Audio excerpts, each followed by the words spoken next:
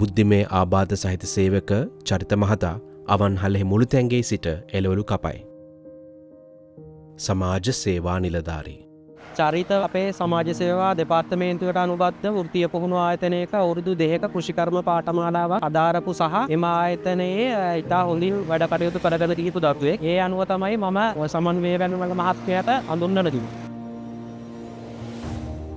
සහන බීච් අවන්හලෙහි අයිතිකරු අපි අධ්‍යක්ෂකයෙන් අපි දන්න ආබාධිතයත් එක්ක වැඩ කළා මුද ප්‍රතිචාර ලැබෙනවා. ආබාධිතයත් හොඳින් ආයතනයේ වැඩ කරනවා. වැඩිම ප්‍රශ්නයක් තියුණේ අපි අනිත් සේවකයත් එක්ක එයාගේ ආබාධිතයත් එක්ක මොකක් හරි ප්‍රශ්නයක් ඇති වෙයි කියලා එහෙම දෙයක් ඇති වුණේ නැහැ. එයා රටටින් වැඩ කරනවා. එයා ඩෙවලොප් වෙලා තියෙනවා. අනිත් අයගේ සේවකයන්ගෙනුත් එයාට ප්‍රශ්න නැහැ. ඉතින් එයා හොඳින් වැඩ කටයුතු කරගෙන යනවා. අය අපි කොම් කරන්න බෑ. සමාජයේ එම නැත්නම් අපි එයාට වෙනම මුදල් දෙන්න ඕන. එයාගේ හැකියාවෙනුත් ප්‍රයෝජන අරගෙන එයාට මුදලක් ගෙවනවා නම් එයාත් සතුටුයි අපිත් සතුටුයි.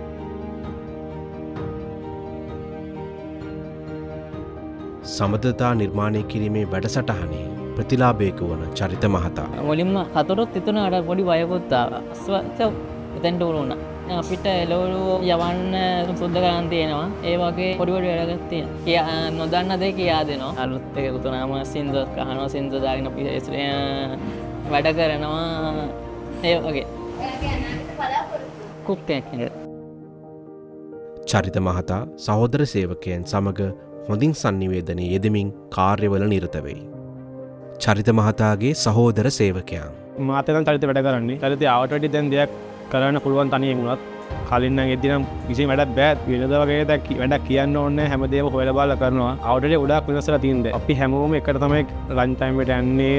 හැමදේම ගන්න එකට තමයි අපි යන්නේ. යාළුවත් එක්ක සමගියව වැඩ කරොත් වැඩක් කරගන්න පුළුවන්. මෙයා එන්නේ 6යි 6 ටයිම් එක. ඒ ටයිම් එකට එයා වැඩ ටික කරලා ඔප්පලා යනවා. සමාජ සේවා නිලධාරී ආබාධ සහිත තරුණ තරුණියෝ ගෙවල් වලට කොටු වෙලා ඉන්නවා. එතනදී ඇත්තටම අපේ සමාජ සේවා නිලධාරීන් සහ මානව සම්පත් නිලධාරීන් කරන්න ඕන ඒ තරුණ තරුණියන් හඳුනාගෙන ඒ වගේම ව්‍යාපාරික ප්‍රජාවේ අවස්ථාවන් හඳුනාගෙන රැකියා ගත කිරීම තමයි සමාජ සේවා නිලධාරීන් විශේෂයෙන්ම අවධානය යොමු කරන්න ඕන. චරිත මහතා රැකියා ස්ථානයේ සිට සිනාසේ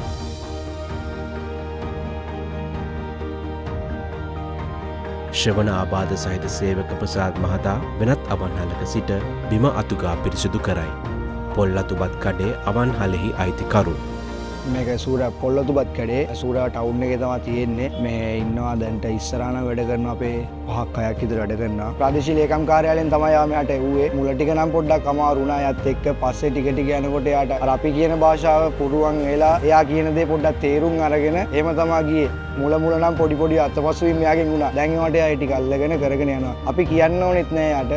එයාගේ වැඩ ටික එදා ඉදිරියදාත් කරන වැඩ ටික ඒ විදිහට කරගෙන යනවා එයා. ප්‍රසාද් මහතා අතින් ලියන ලද සටහන් භාවිතා කරමින් අවන්හලේ අයිතිකරු සමග සංනිවේදනයේ යෙදේ. ආබාධිත භාවය කියන්නේ ඒක යාගේ ඉතින් උපතින් ආපු දෙයක්. ඒක ගොඩක් අය ඒක හෙලා දකින්න කියන්නේ අපහසුතාවයකට ලක් කරනවා යාව. සමහරු දන්නේ නැහැ කඩේට ආවට පස්සේ යාට කතා ගන්න බෑ කියලා. කොට ඒක එයා ඒක විශේෂ මේකෙන් එයා කටින් පවා ඉගෙනගෙන ඉදී වතුර එකක් කිල්ලුවත් එයාට ඒක ඇහෙන් කටින් එක එයා අල්ල ගන්නවා. අරන් ගිහින් ඉවරලා වතුර එක දෙනවා. ඒ වගේ දේවල් එයාගේ තියෙනවා. ප්‍රසාද් මහතාගේ මව මගේ පුතා දැන් මේ රැකියාව කොල්ල සල්ලි එහෙම තියනවා. හොඳයි. මට හරි සතුටුයි. ප්‍රසාද් මහතා ආහාර සූදානම් කරමින් සහෝදර සේවකයන් සමග අංගචලන භාවිතයෙන් සංනිවේදනයේ යෙදෙයි. ප්‍රසාද් මහතා සංඥා භාෂාව භාවිතයෙන් කතා කරයි. මම තමයි මේ ආයතනයේ සියලුම පිරිසිදු කිරීම් කටයුතු කරන්නේ.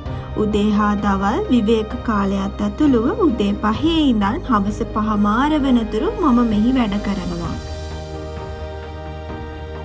ප්‍රසාද් මහතා මුළුතැන්ගේ සිට ආහාර රැගෙන පැමිණේ. අවන්හලෙහි පාරිභෝගිකයෙකු අපේ ආබාධිත පුද්ගලෙක් වැඩ කරනවා. අපේ රට ගත්තට පස්සේ ඒ වගේ අයට අවස්ථාවක් දෙනවා අඩුයි. එයාලා එක්ක මුල්ලකටම දාලා එහෙම නැත්නම් කොම් කරලා සමාජයෙන් තියෙන අවස්ථාවක විශේෂයෙන්ම මේ සූර්ය පොල්ලතුපත් කඩේ කළමනාකාරතුමා ඇතුළු කාර්ය මණ්ඩලය තුමාට ලොකු සේවාවක් සහ මේ ආයතන තුල වැඩ කරන අවස්ථාව ලබා දීලා තියෙනවා.